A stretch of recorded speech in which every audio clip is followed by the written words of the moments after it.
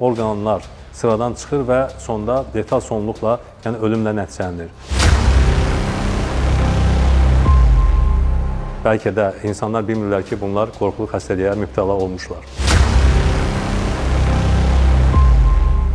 Müasir devrin, 21-ci əsrin ən qorxulu cinsi infeksiyası hansıdır? Mən uzun illərin həkimi kimi, yəni dermatoveneroloq, alergolog olduğuma görə mən deyə bilərəm ki, hal-hazırda ən qorxulu, ən ciddi iki infeksiya var ki, bunlardan biri sifilis, digəri spiddir. Adından da göründüyü kimi bu xəstəliklər hələm-hələm, tez-tez rast gəlinən olmasa da, amma çox təəssüf ki, son zamanlar ara-sıra bu xəstəliklərə biz rast gəlirik və bizim ətrafımızda, cəmiyyətdə pasiyentlər var ki, hansı ki, bəlkə də insanlar bilmirlər ki, bunlar qorxulu xəstəliyə mübtəla olmuşlar. Sifilis xəstəliyi, spid xəstəliyi, bunlar qanla keçən xəstəliklər qrupuna aiddir və bu xəstələr infeksiyanı asanlıqla digər xəstəyə ötürə bilirlər. Yoluxma o vaxt baş verir ki, bu xəstələrlə cinsi əlaqə zamanı onların dərisində, sevgili qışasında yara olur, xora olur və yaxud da ki, hər hansı bir çat olur ki, digər xəstəyə yoluxma təmas vasitəsilə keçir və qan vasitəsilə bir infeksiya digər şəxsə ötürülür. Bu xəstələrin xəstəliyi bir şəxsdən digərinə ötürülməsi bəzən heç onların özündən asılı olmur, bunlar onu bilmirlər, amma xəstə olduqları vaxtı onların digər şəxslə cinsi əlaqədə olması təbii ki,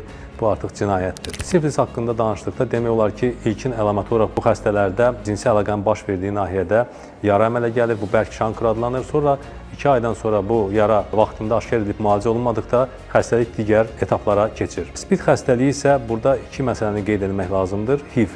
HIV spid xəstəliyi demək deyildir. HIV immun çatmazlığı virusudur.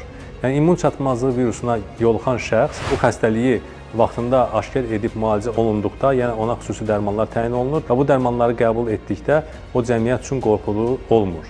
Amma spid xəstəliyi HIV xəstəliyinin son mərhələsidir. Yəni vaxtında HIV xəstəliyi aşkar olunub müalicə olunmadıqda bu spidə keçir. Spid isə qazanılmış immun çatmazlığı sindromudur ki, hansı ki bu artıq daha ciddi xəstəlik hesab olunur HIV-ə baxdıqda və spid xəstəliyində orqanlar sıradan çıxır və sonda letal sonluqla, yəni ölümlə nəticələnir. Amma HIV xəstəliyi immun çatmazlığı virusu olduğuna görə bunu vaxtında aşkar edib qarşısını almaq, yəni ona qarşı profilaktik tədbirlər görmək, dərman preparatları təyin edildikdə, bu xəstəliklə həmin şəxs müalicə aldıqda həyatını davam edə bilir və ətraf üçün zərərsiz hesab olunur. Bunları deməkdən məqsədim odur ki, bu xəstəliklərə şübhə olduqda, yəni həm şəxslər özlərində müəyyən dəyişikliklər hiss etdikdə, immun sisteminin zəifləməsi, müəyyən bir xəstəlikləri müalicə etdikdə onun müalicəsini sona çatdıra bilməmələri, yəni ki, orqanizmin zəifləyib get-gedə çəkisini itirməsi və eyni zamanda ağciyər sistemində müəyyən problemlərin yaranması və uzun müddət qrip xəstəliyinə tutulduqda müalicəni alıb sona çatdıra bilməmələri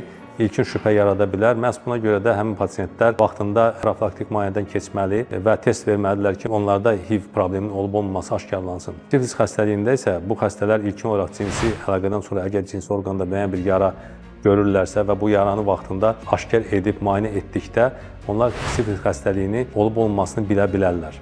Ancaq bəzi hallarda isə onlar bu prosesi nəzərdən qaçırırlar və bir müddətdən sonra onların orqanizmdə baş verən müəyyən dəyişikliklər, müəyyən səpkələrin əmələ gəlməsi, saçın tökülməsi və digər müəyyən patologiyalar sonda sifilis xəstəliyinin ağır formasına keçməsinə həmin şəxsin həyatı üçün müəyyən təhlükələr yarada bilər. Məhz buna görə də orqanizmdə müəyyən bir dəyişikliklər baş verdikdə, sidik cinsiyyət sistemində və digər orqanlarda müəyyən narahatçılıqlar olduqda müayinədən keçmək lazımdır ki, qarşıdan gələn problemlərin qarşısı vaxtında alınsın.